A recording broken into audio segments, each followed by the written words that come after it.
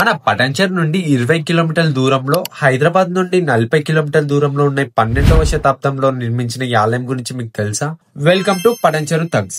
మన పటాన్చెరు నుండి 20 కిలోమీటర్ల దూరంలో ఉన్న శ్రీ భద్రకాళి సమేత వీరభద్ర స్వామి ఆలయం, అదే బొంతపల్లి వీరభద్ర స్వామి అని పిలుస్తారు. ఈ ఆలయం గుమ్మడిదల మండలం బొంతపల్లి గ్రామంలో ఉంటుంది. ఈ ఆలయం 12వ శతాబ్దంలో నిర్మించారు అని ఇక్కడ గ్రామస్తులు చెప్తారు. ఈ ఆలయం పురాణాలకు వెళితే ఒకప్పుడు ఇక్కడ మొత్తం అడవి ఉండేది. ఈ అడవిలో బిల్వ చెట్లు ఎక్కువగా ఉండేవి. అందుకే ఇక్కడ బొంత పురుగు లాంటి అడవి అని పిలిచేవారు. అప్పటి నుండి ఇక్కడ బొంతపల్లి అని పేరు వచ్చింది. ఒకప్పుడు ఈ అడవిలో ఒక మనిషి వెళ్తుంటే ఒక వాయిస్ వినిపించింది అంట. ఆ వాయిస్ వీరభద్ర స్వామిది. అప్పుడు ఆ స్వామి అతనితో ఇలా అన్నాడు, నువ్వు నన్ను నీ భుజాల మీద ఎత్తుకొని నడు అని చెప్పాడంట.